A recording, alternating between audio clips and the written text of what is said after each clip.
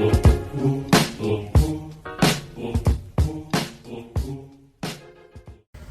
are here at my mom's house dahil we're taking home my Jeep. I did not drive her for 2 years. Ngayon, papato natin sa Brantford. Ayan siya, umaandar pa rin. So after 2 years of not driving her, one click, uuwi na natin siya. So I had to go pull out my brother's car, put it inside the garage where my Jeep was. Medyo madupak siya ng konti, but you know, aayusin natin yan, papakintabin siya natin. So hinihintay ko lang yung tow truck ngayon, sabi 2 oras daw. But as soon as the tow truck gets here, we're going home with my baby. 2 years. Ito na guys, 2 oras, ang tagal, pero nandito na yung tow truck. So this is gonna be the second time I have used my CAA membership in the last week. Dahil last week, yung pong kotse ng son namin, pinatow din namin from Mississauga.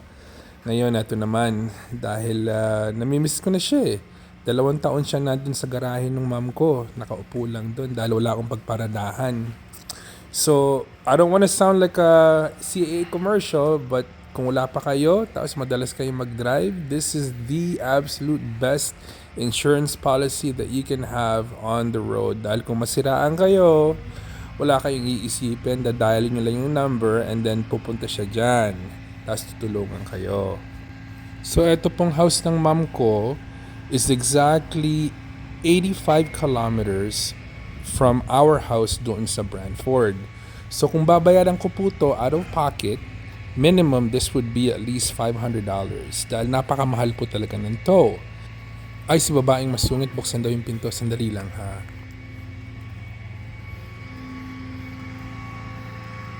So like I was saying, this would be minimum $500 kung ipapato ko if I had to pay out of my pocket. But all of this is covered by my $130 membership yearly sa CAA. So ginamit ko na to last week dun sa pagtow ng kotse ng son ko, and I'm using it again this week to tow my truck back to Brantford. And all of that is covered under my $130 membership. So guys, while we were waiting for the 2 hours that the tow truck took to get here, yung pong anak kong babae na masungit, nilibot-libot ko dito sa neighborhood namin. Naglakad po kami. We went to Tim Hortons, we went to Wendy's, we went to the plaza. Naglakad-lakad lang po kami. Tuwan-tuwa siya. Sabi niya sa akin, "Daddy, is this where you really grew up?" I go, "Yes, this is where I grew up." But sabi niya sa akin, ngayon ko lang naglakad. Because before, I had no reason to walk and I hated walking dahil tamad ako. Yung pong anak kong babae, gustong-gusto naglalakad. So sabi niya kung pwede raw kami bumalik dito pag summer. She wants to stay with her lola for the whole entire summer. Sabi ko, pag-uusapan natin yan. The Tim Hortons and the Wendy's is by the gas station, which is a 4-minute walk. Sabi niya sa akin, "Daddy, during the summer, kung papayagan mo ako magstay dito kila Lola, you know, I would work at Tim Hortons. I can work at Wendy's. Maglalakad na lang ako. You know, they don't have to drive me and they don't have to pick me up. Sige na, please. Sige na, please." Sabi niya sa akin. I go, "We'll talk about it later. We'll talk about it later."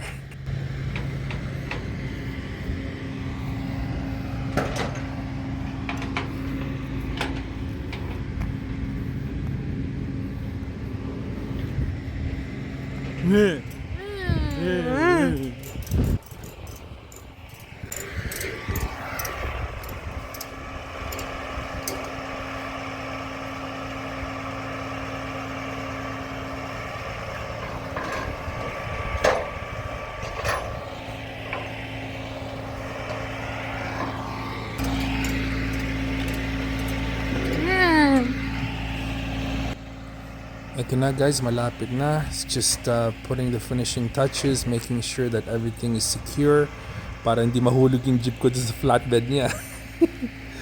So what do you think, guys? Do you think I should let my daughter work at Timmy's or Wendy's during the summer dito sa Oakville kasama yung lola niya?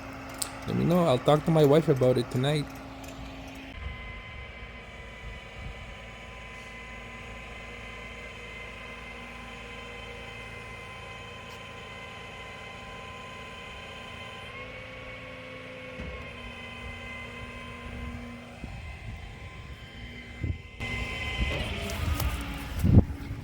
You're gonna be on my next vlog.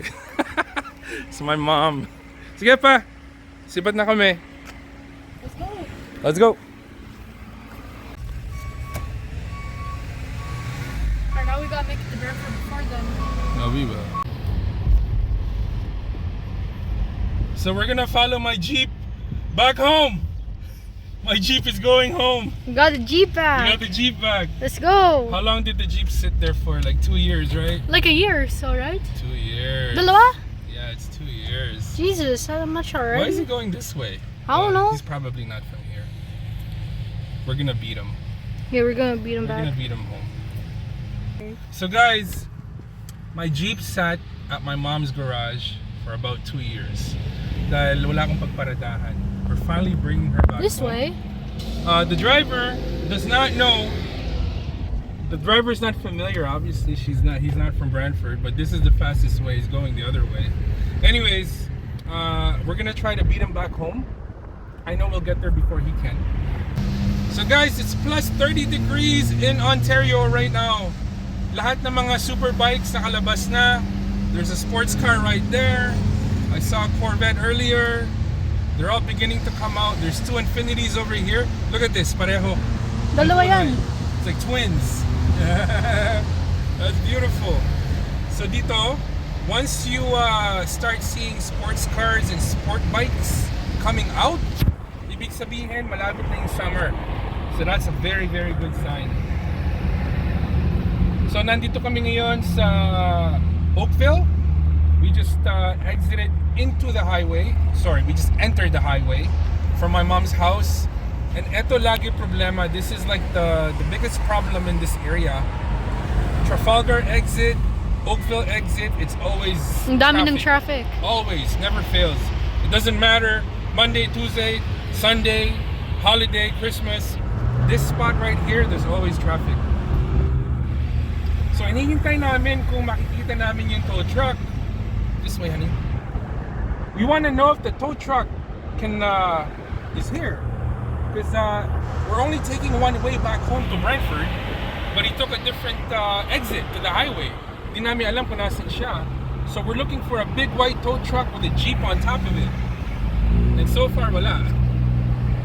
Anyways, drive muna kami. Just wanted to show you guys what the highway looks like right now here in Ontario, in Oakville, Ontario to be exact, when the weather is plus 30 degrees. It's beautiful. Look, we even have the windows down.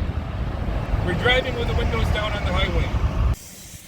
Touchdown. Finally, she is home. So the tow truck arrived maybe 5 minutes after we arrived. And I told them to drop it off dun sa harapan ng bahay namin because that's where the shop is, yung mekaniko ko.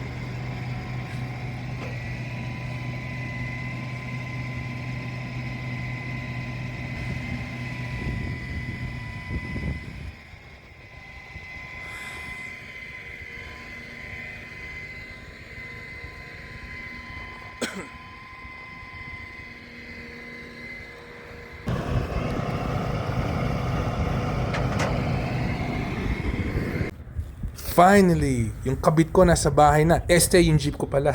This makes me so happy. Now they're all complete. Families together again. Ayun guys, nandito na tayo sa bahay. So naisip ko, let's answer some questions from the comments that we've been receiving lately. And we've been receiving a lot. Thank you guys for that. That's really, really appreciated. Because it's necessary for us to grow this channel. So, meron po akong ginawang video tungkol are people really leaving Canada. I clearly explained na maybe it's because, I hang out in different circles. Maybe it's because I have not met, anybody that did not want to leave Canada. I'm not saying na wala pong umalis. I'm pretty sure there's instances where hindi po nag-work out. So I made that very clear. Pero meron po akong comment dito. Babasahin ko na lang sa inyo. Galing po to kay Roger Manuel.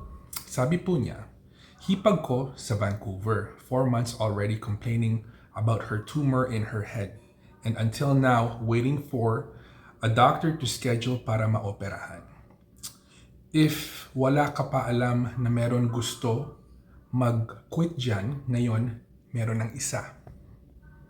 Marami ako kilala gustong mag-quit dyan kaso wala silang choice but to stay dahil wala na rin silang babalikan sa Pilipinas dahil binenta na nila lahat ng assets nila para makapunta dyan. Real talk lang, kabayan. So number one, I'm very sorry to hear that unfortunate incident po sa hipag ninyo. You know, I don't wish that on anybody. But at the same time po, I did make it very clear na sa experience ko lang, okay? Wala po akong nakilala, wala po akong narinig. But that does not mean, and I mentioned this in my video, na meron pong instances katulad po nung sitwasyon ninyo na it didn't work out or they felt differently and they want to leave. But my question anyways, kung meron po siyang tumor sa ulo niya, wouldn't Canada be the best country to be in? Dahil isipin nyo, saan po siya pupunta? Nagbabalik siya sa Pilipinas, gagasta. Pupunta siya sa States, wala namang universal healthcare doon. So wouldn't Canada be the best absolute place and country to be in if you have a situation such as that? I'm pretty sure you can get a second opinion. I'm pretty sure you can, try different avenues, like going to different hospitals. You don't have to wait for one doctor to make a decision, especially po kung ganun ang sitwasyon, di ba? You can get second opinions, third opinions to see and assess how severe really it is yung sitwasyon po ng hipag ninyo. I'm not blaming anybody. Huwag po kayong magalit sa akin. I'm just saying, in my opinion, I think Canada, and this is given my background po because I've dealt with the healthcare system, quadruple bypass with my dad, strokes on my wife's side of the family, liver problems, everything. Not everything, but a lot of the major diseases po, nangyari na po sa pamilya namin, and Canada has stepped forward and made it really, really, how do I say, gentle. Canada has made it really, really gentle, and we're very thankful for that. So sana naman po, huwag kayong magalit sa akin. Sana naman po nasagot ko po yung question ninyo. So shout out to Marvin Foronda. Si Marvin po, recent subscriber natin. And he's been watching a lot of our videos and has been commenting to show his support. Maraming salamat po, Marvin. And Kubernetes Cock. This was my recent video nung nag-spring cleaning po ako ng backyard. Sabi po ni sorry. Di ako makakita dahil I need glasses. Kubernetes Cock. Thank you, Kuya PuTo. Nakaka-inspire talaga po kayo. Sana makasunod na din ako kay Mrs. po dyan sa Canada. At I know mahaba 2 times pang panahon aming gugulgulin para magkaroon ng sariling house. Sarap tumambay ng mag-ihaw sa backyard someday. You know what, sir? Lahat po tayo nag-uumpisa sa wala. Kami po ni Mrs. Nag-umpisa po kami sa wala. But as long as you keep your focus on the goal that you want to happen, mag-teamwork kayo ni Mrs. and diskarte, anything is possible po. And I'm pretty sure you can achieve your dreams also one day and have your own house and mag-ihaw tayo sa likuran. Okay? I'd like to give another shout out to Morena Mommy, another recent subscriber po natin that's been following us and supporting us. Sabi po niya dun sa recent video ko about the importance of the medical coverage in Canada. Hello po, Sir PuTo. Great to see a new video from you. Stay healthy po. So shout out to Morena Mommy. I also created another video about the first month I got monetized, YouTube earnings, yung po ang title. And shout out po kay Gian Espino, sabi po niya, new subscriber here, Kuya PuTo. Maraming salamat sa mga videos mo. Laking tulong sa mga baguhan pa lang dito sa Canada. Mr. Gian and YouTube land out there, the whole reason po why I created this YouTube channel is to show our new kabayans dito sa Canada my experiences po living here in Canada pretty much all my life. That way, all of the mistakes that I made or we made in the past, you don't have to. At least you can learn from us po. That way, at least I can help to make the journey a little bit easier. Okay? So shout out po sa iyo, Gian Espino. And Sheffy, shout out to Sheffy. Nag-comment po siya about the video that I made, how I get the best prices on a brand new car. Sabi po ni Sheffy, does this apply if you are planning paying for a car in full? So lahat po ng video na ginawa ko about buying a brand new car, you can also definitely apply that if you're buying the car in full. If anything, mas malakas pa nga po ang power ninyo if you have the ability to pay for a vehicle in full. Because, you know, you have the money, you have the power. So definitely apply all of those tips that I showed people in those series of videos. If you're buying in cash, you know, you have more power po. So shout out Sheffy. Shout out to the Dili Dili family. Nag-comment po sila tungkol sa video ko about a day in the life of a retired Pinoy in Canada. Sabi po nila, mahalaga talaga ang teamwork ng mag-asawa. Swerte naman ni ma'am. Mali po. Ako ang swerte for having my wife beside me. Yung po ang totoo. Because without my wife, none of this would be possible po. But maraming salamat po for the love and support. Dili Dili family. Shout out. And by the way, check out their channel. You know, pinapanood ko po sila. I follow them. They have amazing content. Follow them. Dili Dili family.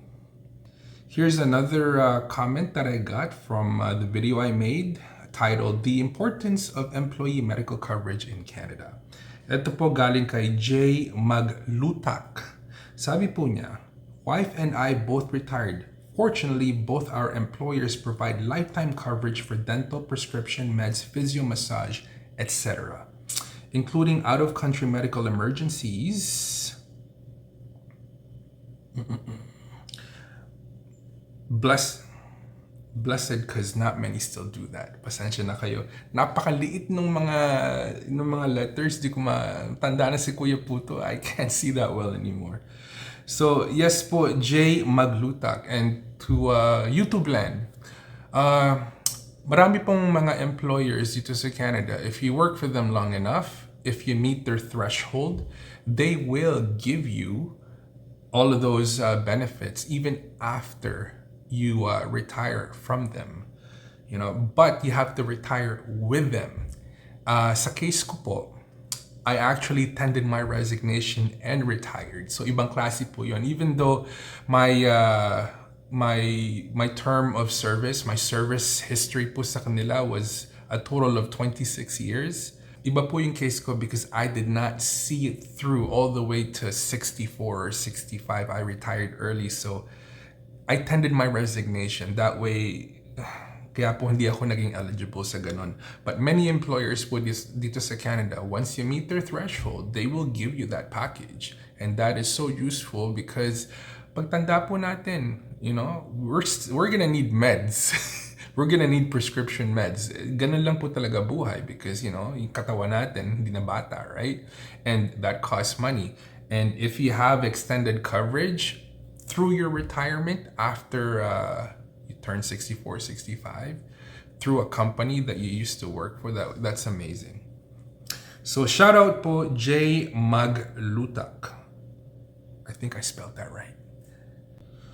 Okay, this is from Concel Alvar. Nag-comment po si Concel Alvar dun sa video natin, we got a free car. Dun po sa namin. Sabi po niya, Hi Sir PuTo, just wondering if You think I can use my CAA membership to tow my old car that has been parked on my driveway to bring it to a junkyard? Thank you po. So, Mr. Concel Alvar. How do I say this without getting sued? Yes, the answer is yes. Yung pong CAA, they cover the person, not the car. So, basta po yung kotse, merong plaka. Pag tumawag po kayo sa CAA, all you have to do is give them the make and model of the car, the license plate attached to it. That's important, kailangan may plaka siya. And the information about your membership. And that's it. They'll tow it anywhere you want. Okay. So, it's so worth it po because kung masiraan kayo, oh my God, yung pong pinato namin na kotse, galing pa po yun sa Mississauga. Nakatira kami sa Brantford. Kung tutuusin, if you had to pay for a normal tow, if you did not have a membership, that would have been minimum $500. And that was covered by my $135 membership to CAA. And I have 4 more service calls after that. I could do the same thing. So napaka worth it po. So yes, you can get your car towed. Just make sure that may plaka po siya. So guys, we're gonna end it here dahil medyo humaba na. Sana naman po natuwa kayo kahit konti dito sa video na to. And kung di pa kayo nakapag-subscribe, subscribe naman po kayo kay Kuya PuTo. That way we can grow this as big as we can. So, this is PuTo Mendoza in Canada wishing you good night, good morning, good afternoon, wherever you are in the world. Stay hungry, stay humble, keep your hustle strong, guys. I will see you in the next video. For now. Kung sinong aking mahal.